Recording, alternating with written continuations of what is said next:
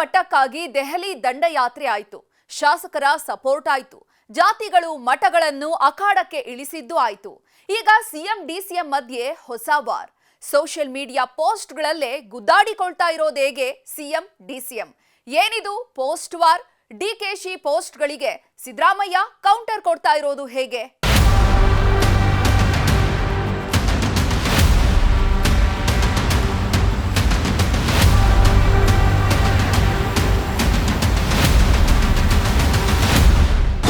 World power is world power ಅಂತ ಈಗೇನೊಂದು ಮಾತು ಕೊಡ್ತೇವೆ, ಮಾತು ಉಳಿಸ್ಕೊಳ್ತೀವಿ, ಮಾತು ಆಡ್ತೀವಿ, ಅದೇ ವಿಶ್ವದಲ್ಲೇ ಒಂದು ಪವರ್ ಅದು.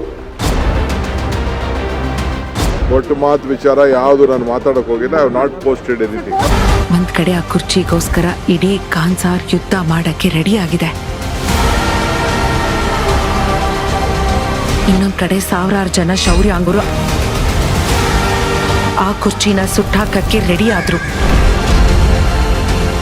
ಆದ್ರೆ ದೇವ ಅದೇ ಕುರ್ಚಿನ ವರ್ಧನ್ ಕೊಡ್ತೀನಿ ಅಂತ ಮಾತು ಕೊಟ್ಟಿದ್ದಾನೆ. ನಿಮ್ಮೆಗಿಂ ಮುಡಿ ಇಲ್ಲ, ತುಂಬಿಗಿಂ ಕರಿ ಇಲ್ಲ, ಶೆಂಬುಗಿನ್ನ ಅಧಿಕ ದೇವರಿಲ್ಲ, ನಂಬಿಕೆಗಿನ್ನ ದೊಡ್ಡ ಗುಣ ಇಲ್ಲ ಅಂತ ಹೇಳ್ತಾನೆ. ಅಂದ್ರೆ ಎಲ್ಲಾ ಗುಣಗಳಕ್ಕಿನ್ನ ದೊಡ್ಡ ಗುಣ ಯಾವ್ದಪ್ಪ ಅಂದ್ರೆ ನಂಬಿಕೆ.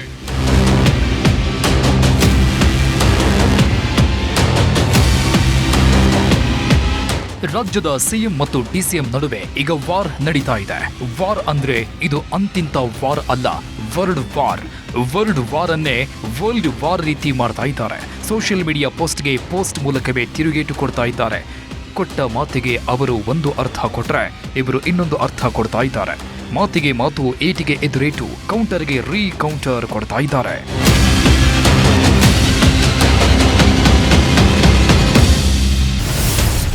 ಸಿದ್ದು ಡಿಕೆ ಪೋಸ್ಟ್ ಫೈಟ್, ಕೊಟ್ಟ ಮಾತು ಕೋಲಾಹಲ.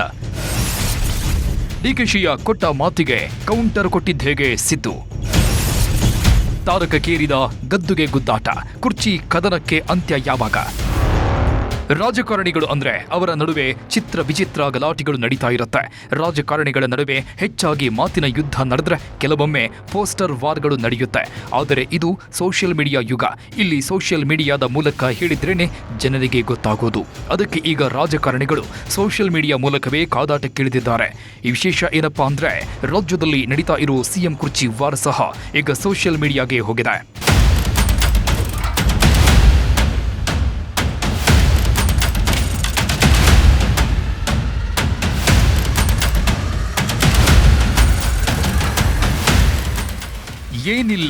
ಏನಿಲ್ಲ ನನ್ನ ಅವರ ನಡುವೆ ಏನಿಲ್ಲ ಅಂತ ಇದ್ದಾರೆ. ಒಂದೇ ಕಾರ್ಯಕ್ರಮಕ್ಕೆ ಹೋಗ್ತಾ ಇದ್ದಾರೆ, ಒಂದೇ ವೇದಿಕೆಯಲ್ಲಿ ಕುಳಿತುಕೊಳ್ತಾ ಇದ್ದಾರೆ, ಅಕ್ಕಪಕ್ಕದಲ್ಲಿ ಕುಳಿತುಕೊಂಡು ಮಾತಾಡ್ತಾ ಇದ್ದಾರೆ. ಆದ್ರೆ ಒಳಗೆ ಮಾತ್ರ ಉರಿತಾ ಇದೆ, ಆಕ್ರೋಶದ ಜ್ವಾಲೆ ಧಗಧಗಿಸ್ತಾ ಇದೆ. ಇಷ್ಟು ದಿನ ಪರೋಕ್ಷವಾಗಿ ಗದ್ದುಗೆ ಗುದ್ದಾಟ ನಡೆಸ್ತಾ ಇದ್ದ ಸಿದ್ದು ಡಿಕೆಶಿ ಈಗ ಸೋಷಿಯಲ್ ಮೀಡಿಯಾ ಮೂಲಕ ನೇರ ಯುದ್ಧಕ್ಕಿಳಿದಿದ್ದಾರೆ. ಪೋಸ್ಟ್ಗಳ ಮೂಲಕವೇ ಟಕ್ಕರ್ ಕೌಂಟರ್ ಕೊಟ್ಟುಕೊಳ್ತಾ ಇದ್ದಾರೆ.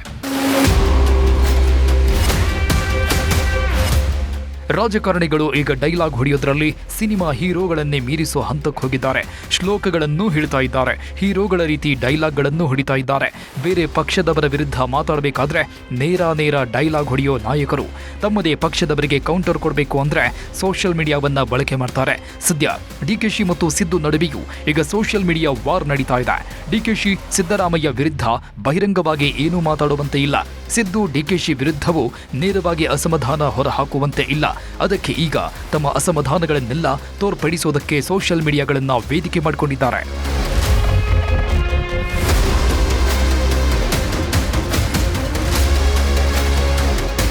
ಎಲ್ಲವೂ ಕುರ್ಚಿಗಾಗಿ, ಎಲ್ಲವೂ ಆ ಸ್ಥಾನಕ್ಕಾಗಿ. ಸಿದ್ದು ಡಿಕೆಶಿ ಮಾಡ್ತಾ ಇರೋ ಪ್ರಯತ್ನಗಳೆಲ್ಲವೂ ಸಿಎಂ ಪದವಿಗಾಗಿ. 2.5 ವರ್ಷ ಆಗ್ತಾ ಇದ್ದಂತೆ ಸಿದ್ದರಾಮಯ್ಯಗೆ ಕೊಟ್ಟ ಮಾತನ್ನ ನೆನಪಿಸಿದ್ರು. ಡಿಕೆಶಿ ಪರವಾಗಿ ಶಾಸಕರು ದೆಹಲಿಗೆ ಹೋಗಿ ಬಂದ್ರು. ಇತ್ತ ಸಿದ್ದರಾಮಯ್ಯ ಪರವಾಗಿ ಸಚಿವರು ಡಿನ್ನರ್ ಸಭೆಯನ್ನ ಮಾಡಿದ್ರು. ಇದನ್ನೆಲ್ಲ ನೋಡಿದ ಡಿಕೆಶಿ ಸಚಿವರು ಶಾಸಕರನ್ನ ಭೇಟಿಯಾಗಿ ಬೆಂಬಲ ಕೇಳಿದ್ರು. ಸಿದ್ದರಾಮಯ್ಯ ಮಲ್ಲಿಕಾರ್ಜುನ ಖರ್ಗೆ ಅವರ ಜೊತೆ ಚರ್ಚೆ ಮಾಡಿದ್ರು. ಡಿಕೆಶಿ ಮನೆಯಲ್ಲಿ ವಿಶೇಷ ಪೂಜೆಗಳನ್ನು ಮಾಡಿಸಿದ್ರು. ಸಿದ್ದರಾಮಯ್ಯ ಆಪ್ತರು ಭೇಟಿಯಾಗಿ ಧೈರ್ಯ ತುಂಬಿದ್ರು. ಅತ್ತ ಡಿಕೆಶಿ ಪರವಾಗಿ ಒಕ್ಕಲಿಗ ಸಮುದಾಯ ಸ್ವಾಮೀಜಿಗಳು ಅಖಾಡಕ್ಕಿಳಿದ್ರು. ಇತ್ತ ನಾವೇನು ಕಡಿಮೆನಾ ಅಂತ ಸಿದ್ದರಾಮಯ್ಯ ಪರವಾಗಿ ಅಹಿಂದ ಒಕ್ಕೂಟ ಮೀಟಿಂಗ್ ಮಾಡಿದ್ರೆ ಕನಕಪೀಠದ ಸ್ವಾಮಿಗಳು ಸಿದ್ದು ಅವರೇ ಸಿಎಂ ಆಗಿರಲಿ ಎಂದ್ರು. ಹೀಗೆ ಒಬ್ಬರಿಗಿಂತ ಮತ್ತೊಬ್ಬರು ಯಾವುದರಲ್ಲೂ ತಾವು ಕಮ್ಮಿ ಇಲ್ಲ ಅಂತ ಕುರ್ಚಿಗಾಗಿ ಪ್ರಯತ್ನಗಳನ್ನ ಮಾಡ್ತಾ ಇದ್ದಾರೆ. ಇದರ ನಡುವೆಯೇ ಈಗ ಇಬ್ಬರ ನಡುವೆ ಹೊಸದೊಂದು ವಾರ್ ಶುರುವಾಗಿದೆ. ಅದೇ ವರ್ಲ್ಡ್ ವಾರ್.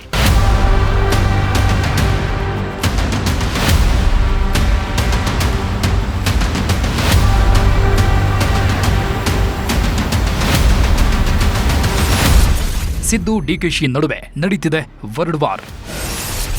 ಸೋಷಿಯಲ್ ಮೀಡಿಯಾದಲ್ಲಿ ಪಟ್ಟಕ್ಕಾಗಿ ಪೋಸ್ಟ್ ಫೈಟ್. ಕೊಟ್ಟ ಮಾತು ರಾಜ್ಯ ಕಾಂಗ್ರೆಸ್ನಲ್ಲಿ ಈಗ ಕೋಲಾಹಲವನ್ನೇ ಸೃಷ್ಟಿಸಿದೆ. ಸಿದ್ದರಾಮಯ್ಯ ಕೊಟ್ಟ ಮಾತನ್ನ ಎಂದಿಗೂ ತಪ್ಪೋದಿಲ್ಲ ಅಂತ ಡಿಕೆ ಸುರೇಶ್ ಹಚ್ಚಿದ ಕಿಚ್ಚು ಈಗ ಹೊತ್ತಿಕೊಂಡು ಉರಿತಾ ಇದೆ. ಡಿಕೆ ಸುರೇಶ್ ನಂತರ ಇಕ್ಬಾಲ್ ಹುಸೈನ್, ಶಾಸಕ ಬಾಲಕೃಷ್ಣ ಸಹ ಅದೇ ಮಾತನ್ನ ಪ್ರಸ್ತಾಪ ಮಾಡಿದ್ರು. ಸಿದ್ದರಾಮಯ್ಯ ಕೊಟ್ಟ ಮಾತನ್ನ ಉಳಿಸಿಕೊಳ್ಬೇಕು, ಅವರು ಉಳಿಸಿಕೊಳ್ತಾರೆ ಅನ್ನೋ ನಂಬಿಕೆ ಇದೆ ಅಂತ ಹೇಳಿದ್ರು. ಈಗ ಡಿಕೆಶಿ ಸಹ ಪದೇ ಪದೇ ಕೊಟ್ಟ ಮಾತು ಅನ್ನೋದನ್ನ ನೆನಪು ಮಾಡೋ ಪ್ರಯತ್ನ ಮಾಡ್ತಾ ಇದ್ದಾರೆ. ಮಾತು ಅಂದ್ರೆ ತುಂಬಾ ಮುಖ್ಯ. ಮಾತು ಕೊಟ್ಟ ಮೇಲೆ ಅದನ್ನ ಉಳಿಸಿಕೊಳ್ಳೋ ಬದ್ಧತೆ ಇರಬೇಕು. ಯಾರೇ ಮಾತು ಕೊಟ್ಟರು ಅದನ್ನ ನೆರವೇರಿಸಬೇಕು ಅಂತ ಡಿಕೆ ಶಿವಕುಮಾರ್ ಹೇಳಿದ್ರು. ನಾವಿಷ್ಟು ದೊಡ್ಡ ಸ್ಥಾನದಲ್ಲಿ ನಾವು ಕೂತಿರ್ತೀವಿ. ಅಲ್ಟಿಮೇಟ್ಲಿ ನಾನು ಈಗ ನಮ್ಮ ಪೊನ್ನಣ್ಣಂಗೆ ಹೇಳ್ತಾ ಇದ್ದೆ,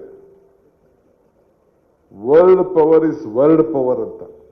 ಈಗೇನು ಒಂದು ಮಾತು ಕೊಡ್ತೇವೆ, ಮಾತು ಉಳಿಸ್ಕೊಳ್ತೀವಿ, ಮಾತು ಆಡ್ತೀವಿ, ಅದೇ ವಿಶ್ವದಲ್ಲೇ ಒಂದು ಪವರ್ ಅದು.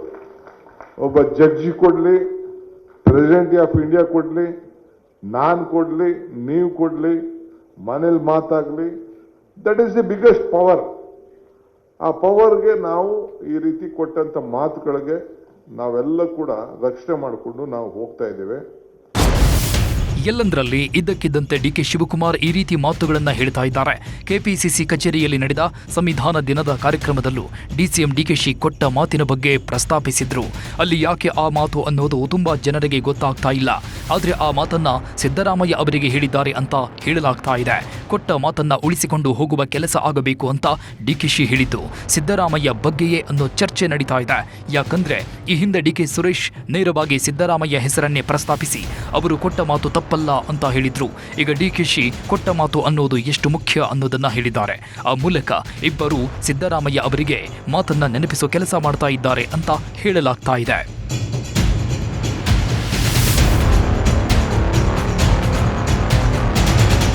ಈ ಮಾತಿನ ಯುದ್ಧ ಇಷ್ಟಕ್ಕೆ ನಿಂತಿದ್ರೆ ಪರವಾಗಿಲ್ಲ, ಆದರೆ ಇದು ಈಗ ಸೋಷಿಯಲ್ ಮೀಡಿಯಾಗೂ ಹಬ್ಬಿಕೊಂಡಿದೆ. ಡಿಕೆ ಶಿವಕುಮಾರ್ ಸೋಷಿಯಲ್ ಮೀಡಿಯಾದಲ್ಲಿ world power is world power ಅಂತ ಹೇಳಿ ಸಿದ್ದರಾಮಯ್ಯ ಅವರಿಗೆ ಪರೋಕ್ಷವಾಗಿ ಟಾಂಗ್ ಕೊಟ್ಟಿದ್ರು. ಈ ಹೇಳಿಕೆ ಪಕ್ಕ ಸಿದ್ದರಾಮಯ್ಯ ಅವರನ್ನ ಉದ್ದೇಶಿಸಿಯೇ ಬರೆದಿದ್ದಾರೆ ಅನ್ನೋದು ಎಲ್ಲರಿಗೂ ಗೊತ್ತಾಗಿತ್ತು. ಇದೇ ಮಾತನ್ನ ಮಾಧ್ಯಮದವರು ಡಿಕೆಶಿಗೆ ಕೇಳಿದ್ರೆ ಇಲ್ಲ ನಾನು ಆ ರೀತಿ ಪೋಸ್ಟ್ ಹಾಕಿಲ್ಲ, ಅದು ಫೇಕ್ ಅಂತ ಹೇಳಿದ್ರು. ಆದ್ರೆ ಅದು ಡಿಕೆ ಶಿವಕುಮಾರ್ ಅಫಿಷಿಯಲ್ ಐಡಿಯಿಂದಲೇ ಪೋಸ್ಟ್ ಆಗಿತ್ತು. ಆದ್ರೆ ಡಿಕೆಶಿ ಮಾತ್ರ ನಾನು ಹಾಕಿಲ್ಲ ಎಂದಿದ್ರು. ನಾನು ಮುಖ್ಯಮಂತ್ರಿಗಳು ಇಬ್ಬರು ಮಾತಾಡ್ಕೊಂಡು ಯಾವ ಕರೀತಾರೆ ಹೋಗ್ತೀವಿ.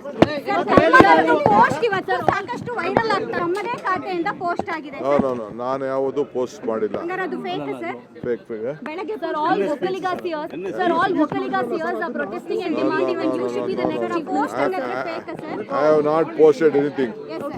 I have not posted anything. ಒಟ್ಟು ಮಾತು ವಿಚಾರ ಯಾವುದು ನಾನು ಮಾತಾಡಕ್ ಹೋಗಿಲ್ಲ. I have not posted anything. ಕೊಟ್ಟ ಮಾತು ವಿಚಾರ ನಾನು ಮಾತಾಡೋದಕ್ಕೂ ಹೋಗಿಲ್ಲ, ನಾನು ಪೋಸ್ಟ್ ಮಾಡಿಲ್ಲ ಅಂತ ಹೇಳಿದ್ರು. ಆದರೆ ಅದು ಡಿಕೆ ಶಿವಕುಮಾರ್ ಖಾತೆಯಿಂದಲೇ ಬಂದಿತ್ತು. ಅದು ಎಲ್ಲರಿಗೂ ಗೊತ್ತಿತ್ತು.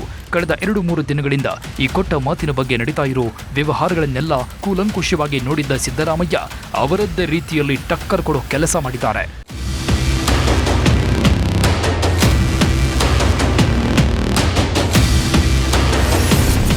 ಡಿಕೆಶಿ ಪೋಸ್ಟ್ಗೆ ಸಿದ್ದು ತಿರುಗೇಟು.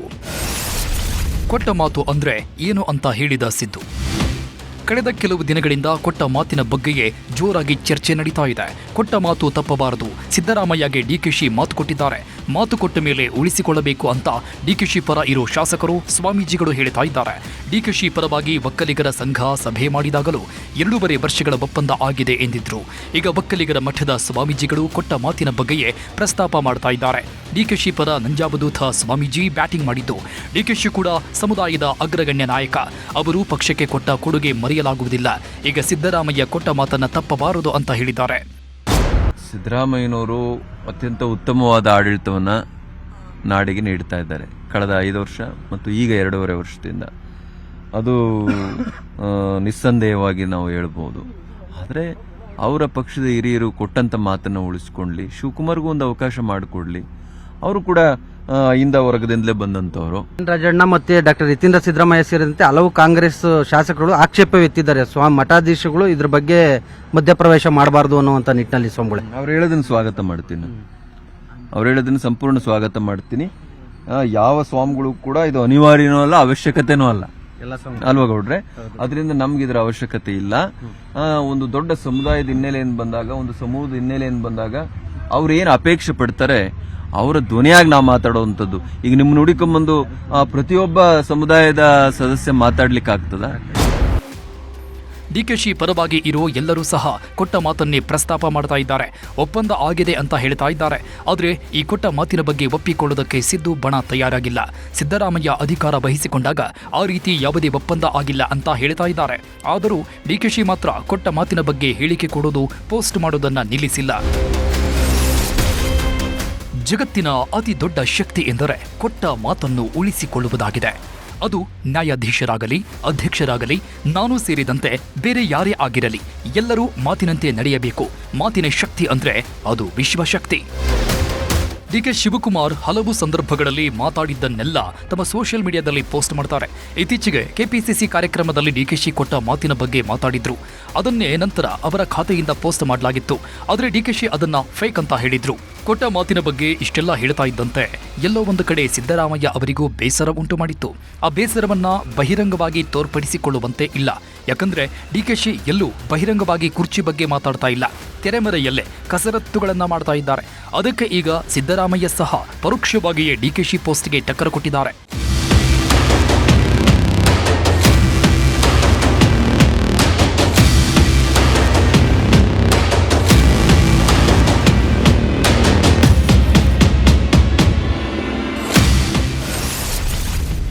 ಕರ್ನಾಟಕದ ಜನರು ನೀಡಿದ ಜನಾದೇಶವು ಒಂದು ಕ್ಷಣಕ್ಕಲ್ಲ, ಬದಲಾಗಿ 5 ವರ್ಷಗಳ ಕಾಲ ನಡೆಯುವ ಜವಾಬ್ದಾರಿಯಾಗಿದೆ.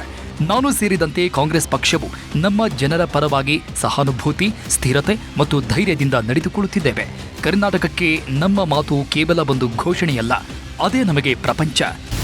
ಕೊಟ್ಟ ಮಾತು ಅಂತ ಪದೇ ಪದೇ ಹೇಳ್ತಾ ಇರುವುದಕ್ಕೆ ಸಿಟ್ಟಿಗೆದ್ದಿರೋ ಸಿದ್ದರಾಮಯ್ಯ ಕೊಟ್ಟ ಮಾತು ಅಂದ್ರೆ ಏನು ಅನ್ನೋದನ್ನ ಅರ್ಥೈಸಿದ್ದಾರೆ. ಅಷ್ಟೇ ಅಲ್ಲದೆ ತಮ್ಮ ಪೋಸ್ಟ್ನಲ್ಲಿ ಅಧಿಕಾರ ಹಂಚಿಕೆ ಬಗ್ಗೆಯೂ ಮಾತಾಡಿರೋ ಸಿದ್ದರಾಮಯ್ಯ, ನಮಗೆ ಜನರು ಅಧಿಕಾರ ಕೊಟ್ಟಿರೋದು ಕೇವಲ ಒಂದು ಕ್ಷಣಕ್ಕಲ್ಲ, ಒಂದು ದಿನಕ್ಕೂ ಅಲ್ಲ, ಪೂರ್ತಿ 5 ವರ್ಷಗಳಿಗೆ ಜವಾಬ್ದಾರಿ ಕೊಟ್ಟಿದ್ದಾರೆ.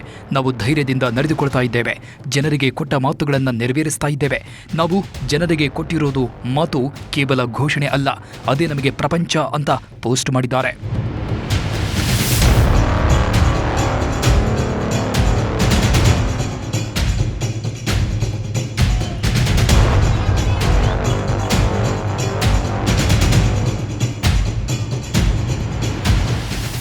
ಇದು ಡಿಕೆ ಶಿವಕುಮಾರ್ ಅವರು ವರ್ಲ್ಡ್ ಈಸ್ ವರ್ಲ್ಡ್ ಅಂತ ಟ್ವೀಟ್ ಹಾಕಿದ ನಂತರ ಸಿದ್ದರಾಮಯ್ಯ ಖಾತೆಯಿಂದ ಬಂದಿರೋ ಟ್ವೀಟ್. ಯಾರೇ ಆಗಲಿ ಕೊಟ್ಟ ಮಾತನ್ನ ನೆರವೇರಿಸಬೇಕು, ಅದನ್ನ ಮರಿಬಾರದು ಅನ್ನೋ ಅರ್ಥದಲ್ಲಿ ಮಾಡಿದ್ರೆ ಅದಕ್ಕೆ ಟಕ್ಕರ್ ಕೊಟ್ಟಿರೋ ಸಿದ್ದರಾಮಯ್ಯ, ಜನ ಅಧಿಕಾರ ಕೊಟ್ಟಿರೋದು ಯಾವಾಗಂದ್ರೆ ಅವಾಗ ಬಿಟ್ಟು ಕೊಡೋದಕ್ಕೆ ಅಲ್ಲ, 5 ವರ್ಷಗಳಿಗೆ ಅಧಿಕಾರ ಕೊಟ್ಟಿದ್ದಾರೆ. ಅಲ್ಲದೆ ನಾನು ಜನರಿಗೆ ಕೊಟ್ಟಿರೋ ಮಾತನ್ನ ಒಂದೂ ಬಿಡದೆ ನೆರವೇರಿಸ್ತಾ ಇದ್ದೇನೆ. ಹಾಗಾಗಿ ನನಗೆ ನಿಮ್ಮ ಮಾತು ಅನ್ವಯ ಆಗುವುದಿಲ್ಲ ಅನ್ನೋ ರೀತಿ ಸಿದ್ದರಾಮಯ್ಯ ಪೋಸ್ಟ್ ಮಾಡಿದ್ದಾರೆ.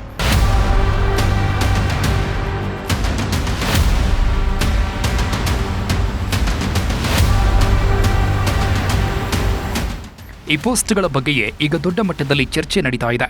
ಸಿದ್ದು ಡಿಕೆ ಪೋಸ್ಟ್ಗಳನ್ನು ನೋಡಿದವರು ಇವರ ಜಗಳ ತಾರಕಕ್ಕೆ ಹೋಗಿದೆ ಅನ್ನೋದನ್ನ ಅರ್ಥ ಮಾಡಿಕೊಳ್ತಾ ಇದ್ದಾರೆ. ಹೀಗೆ ಬಿಟ್ರೆ ಕಾಂಗ್ರೆಸ್ ಪಕ್ಷಕ್ಕೆ ಕೆಟ್ಟ ಹೆಸರು ಬರುತ್ತೆ. ಕೂಡಲೇ ಹೈಕಮಾಂಡ್ ಮಧ್ಯಪ್ರವೇಶ ಮಾಡಿ ಸಮಸ್ಯೆಯನ್ನ ಬಗೆಹರಿಸಬೇಕು ಅಂತ ಕೆಲವು ನಾಯಕರು ಹೇಳ್ತಾ ಇದ್ದಾರೆ. ತೆರೆಮರೆಯಲ್ಲೇ ಭೇಟಿಗಳು, ಚರ್ಚೆಗಳು ನಡೀತಾ ಇದ್ದು ಕಾಂಗ್ರೆಸ್ ಪಕ್ಷದ ನಾಯಕರು ಮುಂದೆ ಏನು ಅನ್ನೋದರ ಬಗ್ಗೆ ಡೀಪ್ ಡಿಸ್ಕಷನ್ ಮಾಡ್ತಾ ಇದ್ದಾರೆ.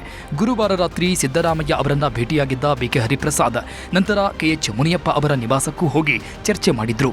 ಈ ವೇಳೆ ಮಾತನಾಡಿದ ನಾಯಕರು ಹೈಕಮಾಂಡ್ ಮಧ್ಯಪ್ರವೇಶ ಮಾಡಿ ಸಮಸ್ಯೆ ಬಗೆಹರಿಸಬೇಕು, ಇಲ್ಲ ಅಂದ್ರೆ ಪಕ್ಷಕ್ಕೆ ಡ್ಯಾಮೇಜ್ ಆಗುತ್ತೆ ಅನ್ನೋ ಮಾತುಗಳನ್ನ ಹೇಳಿದ್ರು. ಮುನಿಯಪ್ಪನವ್ರು ಸಲಹೆ ಕೊಟ್ಟಿದ್ದಾರಲ್ಲ ಅದೇ ಸಲಹೆ.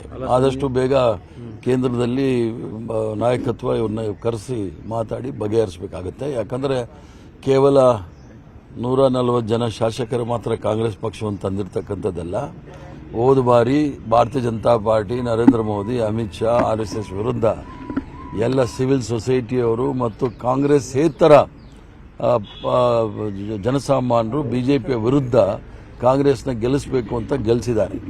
ಅವ್ರಿಗೆ ನೋವಾಗದ ರೀತಿಯಲ್ಲಿ ನಾವು ನಡ್ಕೊಳ್ಬೇಕಾಗುತ್ತೆ. ಕೇವಲ ನಾವೇ ಗೆಲ್ಲಿಸ್ಬಿಟ್ಟಿದ್ದೀವಿ ಅನ್ನೋದು ಸುಳ್ಳು. ಆದ್ದರಿಂದ ಏನು ಮುನಿಯಪ್ಪನವ್ರು ಹೇಳಿದ್ರು, ಆದಷ್ಟು ಬೇಗ ಕೇಂದ್ರ ನಾಯಕತ್ವ, ಅದರಲ್ಲೂ ಸಹ ಈಗ ಕರ್ನಾಟಕದವರೇ ಆದ ಶ್ರೀಮಾನ್ ಮಲ್ಲಿಕಾರ್ಜುನ್ ಖರ್ಗೆ ಅವರು ಕಾಂಗ್ರೆಸ್ ಅಧ್ಯಕ್ಷರಿದ್ದಾರೆ. 3 ಜನ ಆದಷ್ಟು ಬೇಗ ಕೂತು ಇದನ್ನು ಬಗೆಹರಿಸೋದು ಬಹಳ ಉತ್ತಮ ಅಂತ ಹೇಳಿ ಏನು ಮುನಿಯಪ್ಪನವರು ಸಲಹೆ ಕೊಟ್ಟಿದ್ದಾರೆ, ಅದಕ್ಕೆ ನಾನು ಸಹ ಸಹಮತ ಇದ್ದೇನೆ. ಈ ಕುರ್ಚಿ ಕದನ ಹುಟ್ಟಿಕೊಂಡಾಗಲೇ ನಿರ್ನಾಮ ಮಾಡಬೇಕಿತ್ತು. ಆದರೆ ಸರ್ಕಾರಕ್ಕೆ ಯಾವುದೇ ರೀತಿಯ ಡ್ಯಾಮೇಜ್ ಆಗಬಾರದು ಅಂತ ಹೈಕಮಾಂಡ್ ಸುಮ್ಮನೆ ಇತ್ತು. ಆದರೆ ಈಗ ಸರ್ಕಾರಕ್ಕೆ 2.5 ವರ್ಷ ಆಗ್ತಾ ಇದ್ದಂತೆ ಕುರ್ಚಿ ಕದನ ಮತ್ತಷ್ಟು ಹೆಚ್ಚಾಗಿದೆ. ಸಿದ್ದರಾಮಯ್ಯ ಮತ್ತು DK ಶಿವಕುಮಾರ್ ಬಲಾಬಲ ಪ್ರದರ್ಶನ ಮಾಡಲು ಮುಂದಾಗಿದ್ದಾರೆ. ಇನ್ನು ಸ್ವಲ್ಪ ದಿನ ಬಿಟ್ಟರೆ ಬಿಜೆಪಿಯವರು ಹೇಳಿದಂತೆ ಒದ್ದು ಕುರ್ಚಿ ಕಿತ್ಕೊಳ್ಳೋ ರೀತಿ ಆಗ್ಬಿಡುತ್ತೆ. ಅದಕ್ಕೆ ಹೈಕಮಾಂಡ್ ಕೂಡಲೇ ಸಿದ್ದರಾಮಯ್ಯ ಮತ್ತು DKಶಿ ಜೊತೆಗೆ ಮಾತನಾಡಿ ಸಮಸ್ಯೆ ಬಗೆಹರಿಸಬೇಕು ಅಂತ ಒತ್ತಾಯ ಮಾಡ್ತಾ ಇದ್ದಾರೆ. ದೊಡ್ಡಗೆ ಸ್ಥಾನದಲ್ಲಿ ನಾವು ಕೂತಿರ್ತೀವಿ. ಅಲ್ಟಿಮೇಟ್ಲಿ ನಾನು ಈಗ ನಮ್ಮ ಪೊನ್ನಣ್ಣಂಗೆ ಹೇಳ್ತಾ ಇದ್ದೆ, ಅವ್ರು ಯಾವತ್ತೂ ಕೂಡ ಕೊಟ್ಟ ಮಾತನ್ನ ತಪ್ಪುವಂಥವ್ರಲ್ಲ. ಇಲ್ಲ, ಯಾರಿಗೆ ಏನಾರ ಮಾತು ಕೊಟ್ಟಿದ್ರು ತಪ್ಪೋದಿಲ್ಲ. ಈ ಕರ್ನಾಟಕದ ರಾಜ್ಯಕ್ಕೆ ಕಳೆದ 5 ವರ್ಷದಿಂದ ಏನೇನು ಮಾತು ಕೊಟ್ಟಿದ್ರು ಎಲ್ಲ ಭರವಸೆಗಳನ್ನು ಈಡೇರಿಸಿದ್ದಾರೆ.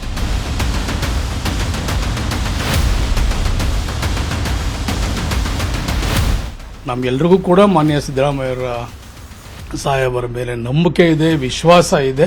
ಸೊ ಆ ಒಂದು ಮಾತು ಅವ್ರು ಉಳಿಸ್ಕೊಳ್ತಾರೆ. ಒಂದು ಅವಕಾಶ ನಮ್ಮ ನಾಯಕರಾದಂಥ DK ಶಿವಕುಮಾರ್ ಕೊಡ್ತಾರೆ ಅಂತ ನಾನು ಅಂದ್ಕೊಂಡಿದ್ದೆ. ತೆರೆಮರೆಯಲ್ಲಿ ನಡೀತಾ ಇದ್ದ ಸಿದ್ದು DKಶಿ ಕುರ್ಚಿ ಕಚ್ಚಾಟ ಈಗ ಸೋಷಿಯಲ್ ಮೀಡಿಯಾಗೆ ಬಂದಿದೆ. ಬಹಿರಂಗವಾಗಿ ಹೇಳಿಕೊಳ್ಳದೆ ಇದ್ರೂ ನಾನಾ ನೀನಾ ನೋಡೇ ಬಿಡೋಣ ಅನ್ನೋ ರೀತಿ ಇಬ್ಬರೂ ಅಖಾಡಕ್ಕಿಳಿದಿದ್ದಾರೆ.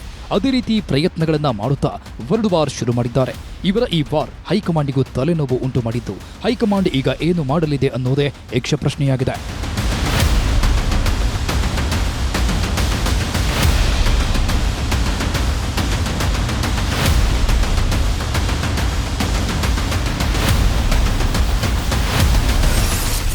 DK ಬ್ರದರ್ಸ್ ಡಿಲ್ಲಿ ಪ್ರಯಾಣ, ಮೀಟಿಂಗ್ ಮಾಡ್ತಿದೆ ಸಿದ್ದು ಬಣ. DKಶಿಯಿಂದ ಮಹಾ ರಣತಂತ್ರ, ಸಿದ್ದರಾಮಯ್ಯ ಸೈಲೆಂಟ್ ಸೂತ್ರ. ಕುರ್ಚಿ ಕ್ಲೈಮ್ಯಾಕ್ಸ್ಗೆ ಕೌಂಟ್ ಡೌನ್, ಭಾನುವಾರ ಬಗೆಹರಿಯುತ್ತಾ ಸಮಸ್ಯೆ. ಗೇಮ್ ಶುರು ಮಾಡಿದ್ದು DKಶಿ, ಆದರೆ ಅದನ್ನು ಮುಗಿಸೋದು ಹೈಕಮಾಂಡ ಅಥವಾ ಸಿದ್ದರಾಮಯ್ಯನ ಅನ್ನೋದು ಗೊತ್ತಾಗ್ತಾ ಇಲ್ಲ. ಯಾಕಂದ್ರೆ DKಶಿ ಹಿಂದೆಂದೂ ಇಲ್ಲದ ರಣತಂತ್ರ ಮಾಡ್ತಾ ಇದ್ದಾರೆ. ಕುರ್ಚಿ ಪಡೆದೇ ತಿರಬೇಕು, ಈಗ ಇಲ್ಲ ಅಂದ್ರೆ ಮತ್ತೆಂದು ಸಿಗೋದಿಲ್ಲ ಅಂತ ಹಠಕ್ ಬಿದ್ದಿದ್ದಾರೆ. ಸಿದ್ದರಾಮಯ್ಯ ಸಹ ಸುಮ್ಮನೆ ಇಲ್ಲ, ಸೈಲೆಂಟ್ ಆಗಿಯೇ ಏನು ಮಾಡಬೇಕೋ ಅದನ್ನೆಲ್ಲ ಮಾಡ್ತಾ ಇದ್ದಾರೆ. ಆಪ್ತ ಸಚಿವರನ್ನೆಲ್ಲ ಮನೆಗೆ ಕರೆಸಿಕೊಂಡು ಮಾತಾಡಿದ್ದಾರೆ. ಅವರು ಸಹ ಸಿದ್ದರಾಮಯ್ಯಗೆ ಭರವಸೆ ಕೊಟ್ಟಿದ್ದಾರಂತೆ.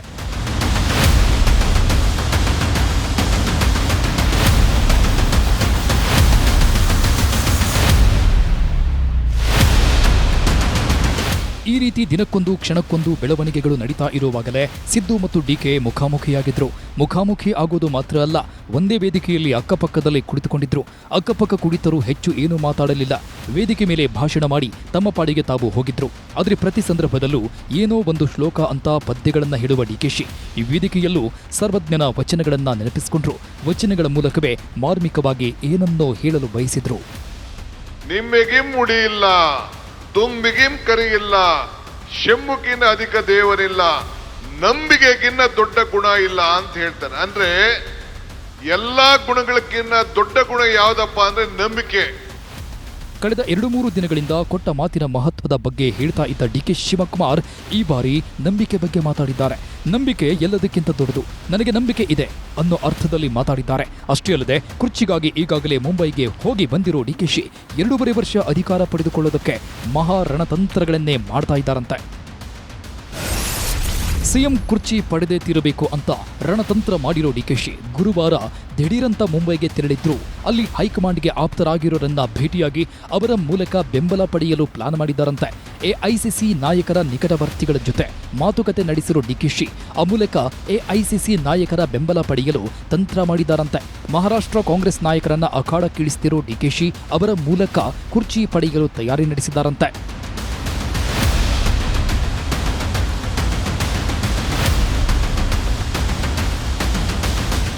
ಈಗಾಗಲೇ ಡಿಕೆ ಸುರೇಶ್ ದೆಹಲಿಗೆ ಹೋಗಿದ್ದಾರೆ.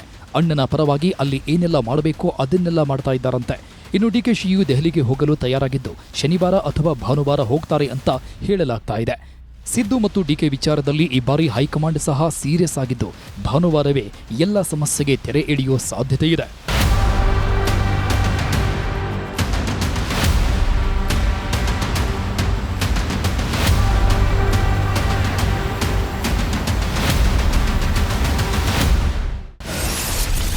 ಸಿಎಂ ಕುರ್ಚಿ ಕದನಕ್ಕೆ ಅಧಿಕೃತವಾಗಿ ಎಂಟ್ರಿ ಆಗಿರೋ ಹೈಕಮಾಂಡ್ ಕರ್ನಾಟಕ ಕುರ್ಚಿ ಬಿಕ್ಕಟ್ಟಿಗೆ ತೆರೆ ಎಳೆಯಲು ತೀರ್ಮಾನಿಸಿದೆ. ನವೆಂಬರ್ 30 ಭಾನುವಾರ ಸಂಜೆ 5 ಗಂಟೆಗೆ ಸಭೆ ನಿಗದಿ ಮಾಡಿದೆಯಂತೆ. ಸೋನಿಯಾ ಗಾಂಧಿ ಅಧ್ಯಕ್ಷತೆಯಲ್ಲಿ ಈ ಸಭೆ ನಡೆಯಲಿದ್ದು ಸಭೆಯಲ್ಲಿ ಎಐಸಿಸಿ ಅಧ್ಯಕ್ಷ ಮಲ್ಲಿಕಾರ್ಜುನ ಖರ್ಗೆ, ರಾಹುಲ್ ಗಾಂಧಿ ಭಾಗಿಯಾಗಲಿದ್ದಾರೆ. ಸಿದ್ದರಾಮಯ್ಯ ಡಿಕೆ ಶಿವಕುಮಾರ್ಗೆ ಆಹ್ವಾನ ಕೊಡೋ ಸಾಧ್ಯತೆ ಇದ್ದು ಸಿದ್ದು ಡಿಕೆಶಿಯನ್ನ ಮುಖಾಮುಖಿಯಾಗಿ ಕೂರಿಸಿ ಚರ್ಚೆ ಮಾಡುವ ಸಾಧ್ಯತೆ ಇದೆಯಂತೆ. ಸಿದ್ದು ಡಿಕೆ ಕುರ್ಚಿ ಕದನದಿಂದ ರಾಜ್ಯ ಕಾಂಗ್ರೆಸ್ಗೆ ವರ್ಚಸ್ಸು ಕಡಿಮೆ ಆಗ್ತಾ ಇದೆ. ಪಕ್ಷಕ್ಕೆ ಡ್ಯಾಮೇಜ್ ಉಂಟಾಗ್ತಾ ಇದೆ. ಇನ್ನು ಸ್ವಲ್ಪ ದಿನ ಸುಮ್ಮನೆ ಇದ್ರೆ ಕುರ್ಚಿ ಕಿತ್ಕೊಳ್ಳೋ ಪ್ರಯತ್ನವೂ ಆಗಬಹುದು. ಪಕ್ಷದೊಳಗೆ ಕುದುರೆ ವ್ಯಾಪಾರವೂ ನಡೆದು ಸರ್ಕಾರವೇ ಬಿದ್ದು ಹೋಗಬಹುದು. ಇದನ್ನೆಲ್ಲ ಯೋಚನೆ ಮಾಡಿ ಕೊನೆಗೂ ಅಖಾಡಕ್ಕೆ ಇಳಿದಿರೋ ಕಾಂಗ್ರೆಸ್ ಹೈಕಮಾಂಡ್ ನವೆಂಬರ್ನಲ್ಲಿ ಸಮಸ್ಯೆ ಬಗೆಹರಿಸಲು ತೀರ್ಮಾನಿಸಿದೆಯಂತೆ. ಒಂದ್ ಕಡೆ ಆ ಕುರ್ಚಿಗೋಸ್ಕರ ಇಡೀ ಕಾನ್ಸಾರ್ ಯುದ್ಧ ಮಾಡಕ್ಕೆ ರೆಡಿ ಆಗಿದೆ. ಇನ್ನೊಂದ್ ಕಡೆ ಸಾವಿರಾರು ಜನ ಶೌರ್ಯಾಂಗರು ಆ ಕುರ್ಚಿನ ಸುಟ್ಟಾಕಕ್ಕೆ ರೆಡಿ ಆದ್ರು. ಆದ್ರೆ ದೇವ ಅದೇ ಕುರ್ಚಿನ ವರ್ಧನ್ ಕೊಡ್ತೀನಿ ಅಂತ ಮಾತು ಕೊಟ್ಟಿದ್ದಾನೆ. ಆದ್ರೆ ಅದ್ರ ಮೇಲೆ ಕೂತ್ಕೊಳ್ಳೋ ಹಕ್ಕು ದೇವಾದು. ಇದು ನಮ್ಮ 5-6 ಜನದ ಗುಟ್ಟಿನ ವ್ಯಾಪಾರ. ನಾನು ಇದನ್ನ ಬೈರೋಂಗ ನಾನು ಮಾತಾಡೋದು. ನಾನು ನಂಬಿರೋದು ನಮ್ಮ ಆತ್ಮಸಾಕ್ಷಿ. ನಮ್ಮ ಆತ್ಮಸಾಕ್ಷಿಲಿ ನಾವೆಲ್ಲ ಕೆಲಸ ಮಾಡಬೇಕು. ನಾವು ಇಷ್ಟು ದೊಡ್ಡ ಸ್ಥಾನದಲ್ಲಿ ನಾವು ಕೂತಿರ್ತೀವಿ. ಅಲ್ಟಿಮೇಟ್ಲಿ ನಾನು ಈಗ ನಮ್ಮ ಕೊನೆಗೆ ಹೇಳ್ತಾ ಇದ್ದೆ, ಅವ್ರು ಯಾವತ್ತೂ ಕೂಡ ಕೊಟ್ಟ ಮಾತನ್ನ ತಪ್ಪುವಂಥವ್ರು ಅಲ್ಲ.